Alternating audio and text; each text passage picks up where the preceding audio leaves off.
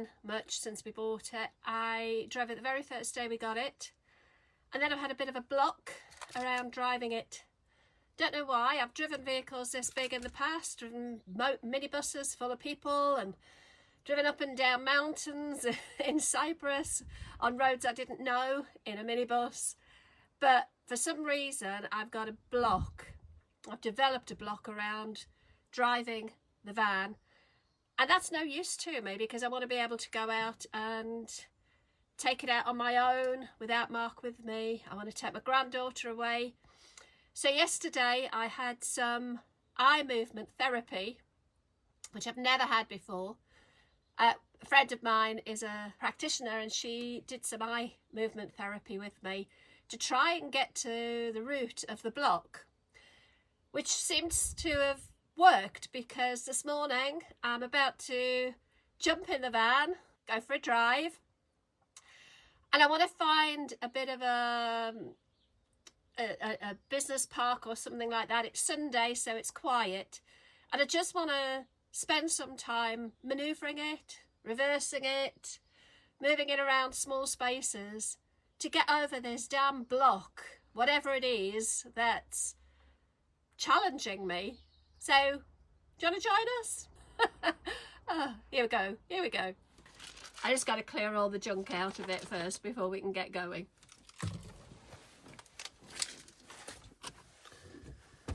To film. Glow plugs to go out, don't they? Yeah, it says there's a door open. I reckon it's a sliding door. Do you want me to do it? Yes, please. Okay.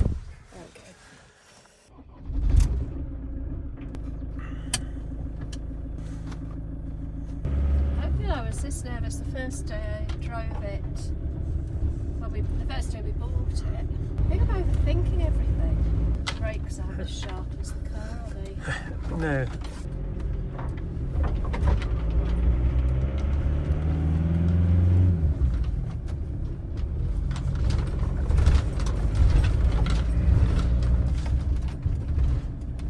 You're still clear my way.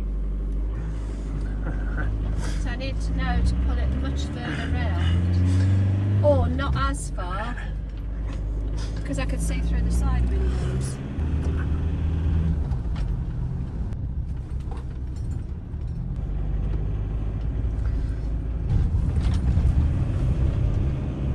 You're almost doing 40 now, you see? Oh, are they? Yes, because you're high up, it feels slow. It does slow. Because when you're high up, 40 feels like 30. This person's got a cycle path to the right, but they insist on going down a busy road. So I'm not sure where I'm going to go. Are you aiming for the industrial site, are you? Yeah, and I think things like Howden's car park will be big and empty. Yes, that's nearly 60. Yeah. I was doing about 45. Yeah.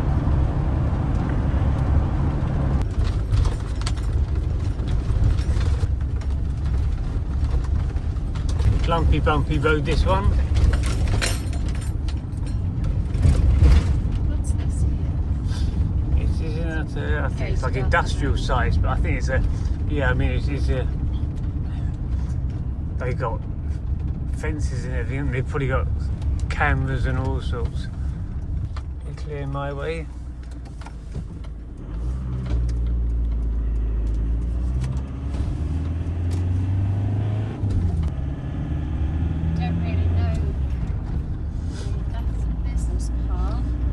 Yeah, so that could be suitable. Any of these really, you could do any of these and they'll be pretty unpopulated. Let's aim for Howden's and see what else we see. I mean, some of these are definitely closed, but they are quite tight and there's those barriers. Well, I would like to start big. Yeah, Howden's is big and completely empty. There's no barriers and it's very easy, Howden's.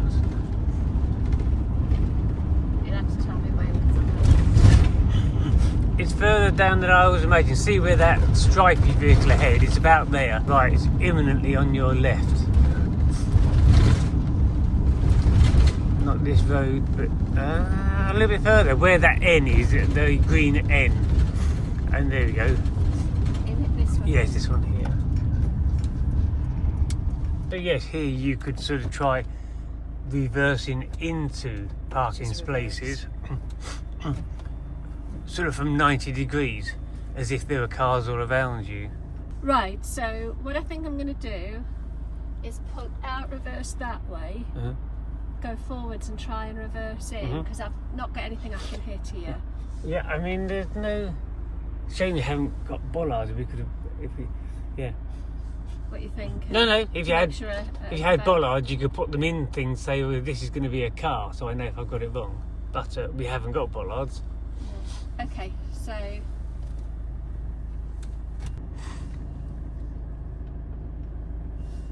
I've got loads of space here, but I'd be very wary reversing up against a wall. Would you?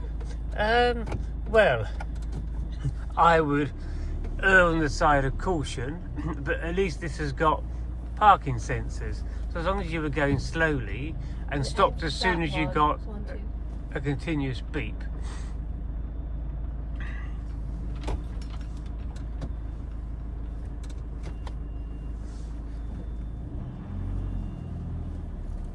See, I'm struggling, Mark, because I don't know which slot you aiming for. slot I'm aiming for. I often find I aim for one and end up in the one next to it. Okay, so it's not just me being Well, because when you, stupid.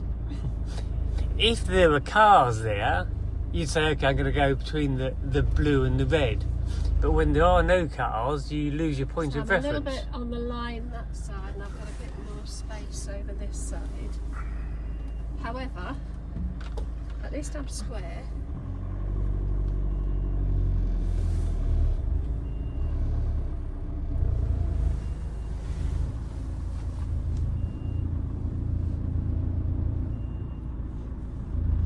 So yes, you're almost A little touching, bit off, aren't I? almost touching this white line. But then if you're almost touching that white line, it means you're central.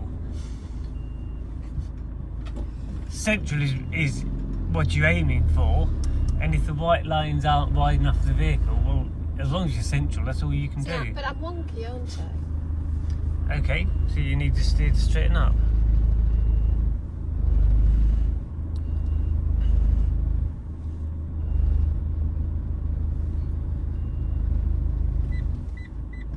So that's the hedge that it's beeping at, isn't it? Yeah. And I've got our car. When our car beeps, you've got about half the cars. I mean, I I would be have tempted. a look and see, because that's I'd only be just started beeping. I want Yeah. to see how far But you back. don't know what it's beeping at. Is it picking up on the grass? Because it's sloped. So is it the grass 1 foot behind, 2 foot behind? If you were to go against that wall, you know it's that wall. Or against that wall, you know it's that wall. And then you say, okay, that's giving me half a metre when I get a continuous beep. Right. But because that's sort of graded, it might be, and it's sloping, you might be picking up on the grass, Right, the okay. slope of the grass. So I think I'm in anyway, and I think I'm straight. Uh-huh. Can we? I'm just going to go and have a look. Yeah, and yeah, see. yeah. Let's give us that. Let's see if I've actually managed to get in this thing. Okay.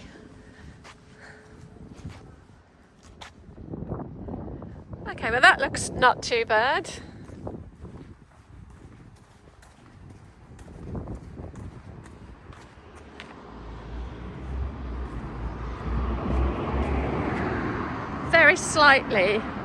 Very slightly on the wonk, but I'm in the lines. Okay.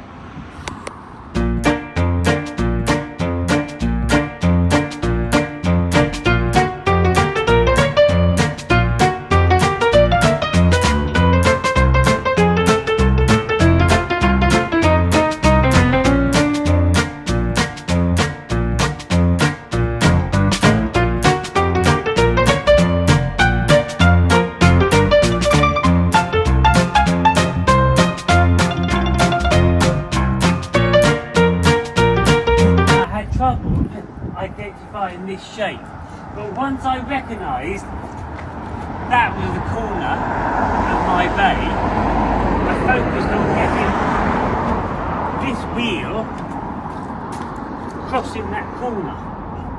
And it crossed that corner on full lock, but because of my position, I started to drift that way across the bay, and then went forward, only about a metre, and came back again, and that got it. So, I think what I do is I focus getting that wheel over this corner, while keeping an eye on my rear, not clipping the front of this car, and that corner not clipping the bumper of that car. So you've got 3 things to look at. But you might have 4, because you might have a car the other side of you. Yeah. But if my back wheel is here and I'm that angle, you'll definitely see the car in your mirror. Is a metre or so in front of that car. Right, yes. Okay. But once I got my back wheel over this corner, I noticed the whole vehicle started to go too far to my right. So I immediately stopped, went forward on a full right lock a bit, and then come back into it. Okay. Right, where am I going next? I don't know. What would be a one that I haven't tried, perhaps? I mean, there's further ones if you turn left on that corner. We could try those. Okay, I would like to maybe try a bit smaller, because this is a big space, isn't it? Oh, there's those ones on the corner as we turned into the Spalding Road. But they'll be busy, won't they, on a Sunday? I don't know, will they? Not in Cherry Holt. I think we need to drive around. I don't know this well enough, you know. All right. Okay. I think a big part of this is that I'm overthinking it instead of just trusting the experience that I've been driving 30 odd years. I'm overthinking it and stressing about it, and as soon as you get stressed, your brain goes offline, doesn't it? It doesn't do what it's meant to do. So I don't know, I'll get there. I think you're coming through. I think you have to understand what you can see in your mirrors and trust it. So in this mirror you can see that back wheel and the corner that you're aiming for and the car, and then out here you can see this corner and the car's parked there. So what you might not see is the car in that corner. But if this is in the right place, unless that car's driven forward behind your blind spot, so yeah, you have to say, I have a big picture of where I am, and I can see these 3 points of reference through my mirrors, therefore it must be right. Unless something stupid happens, like someone walks behind you, then, you know. So when you're manoeuvring, do you use the windows and the back windows as well, or do you rely totally on the mirrors? Totally on mirrors, really. I mean, I reversed our car into Screwfix, and I just used those 2 mirrors. I didn't bother looking out there, because if I know, unless someone walks up behind me, I can see there, and I know there's nothing between those unless something changes. Right. So yes, if a pedestrian walks behind a reversing car, then you haven't got a chance, have you? Because if you're in a van, that might be a blind spot. You've got to trust pedestrians not to be stupid. So I don't think I was ever taught to reverse. I'm not sure what you're pointing at. Okay. I'm not sure I was ever taught to use my mirrors really to reverse. I was always taught to line up things in the corner of your back window and that sort of thing. But if you haven't got a back window, yes, you can't do that. Oh, I've changed drastically since I've had my little van with no rear view mirror. Yeah. And okay, I can drive out of our house through the cul-de-sac, realise I've forgotten something, and reverse all the way back I came just on my mirrors back into the drive. Right. Okay, so reversing backwards is the other thing that I'm panicked about. If I ever got stuck on a narrow bit of road and had to reverse back to a passing place, I feel like when I reverse backwards, I'm like a snake. Well, there is a temptation to, because I think you see something visually and you overcompensate. Okay, so I've been out for about an hour, just driving into parking spaces, driving out of parking spaces. When we left the big car park, we went to a couple of smaller industrial business unit type things that where some of the parking gaps were much smaller. We didn't film it, just I don't know why we didn't, we forgot.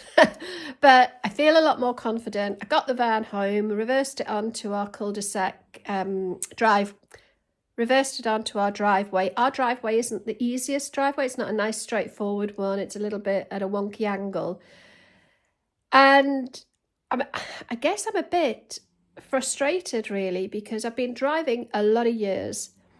I'm a confident driver. It's not like I'm scared of driving. But I just got this block in my mind about this van.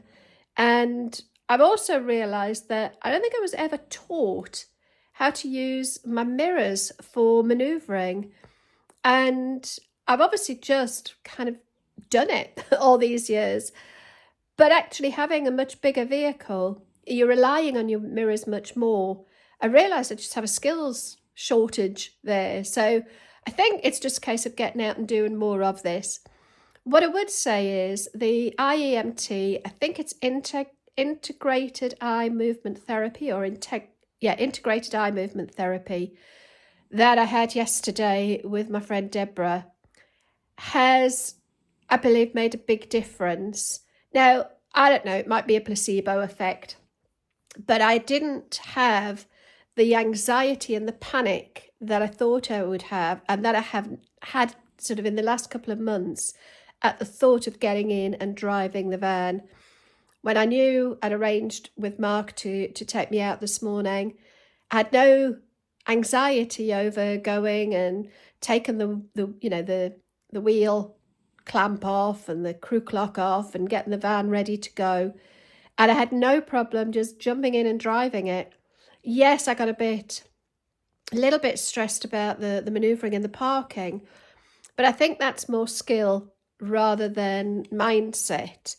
And the fact that I've now got over the anxiety around actually just driving it, I'll get out and do more, build those skills back up again. And yeah, I feel like I've made huge progress today. I'm getting a bit emotional about it because it feels so pathetic, but I had to get through it and I've got through it. So it now means that I'm going to feel more confident if I want to take the van out on my own. And maybe that is something I will do as a challenge to myself, is to just go away and spend a night on my own somewhere. I'll probably book a campsite, but I think that would be a brilliant challenge. So I think I'm going to do that. Anyway, thanks for watching. Let me know in the comments if you relate to anything that I was feeling, and please do me a favour, none of the stereotypes of blooming women drivers, nearly swore there, blooming women drivers, because I know some amazing women drivers, HGV drivers, bus drivers. It's not a female thing. So please, none of the stereotypes, but let me know whether you're a man or a woman, if you can relate to any of the anxiety that I had around driving this bigger vehicle. It's not massive, it's only a 6-metre van, but it does feel big when you've been used to driving a smaller car.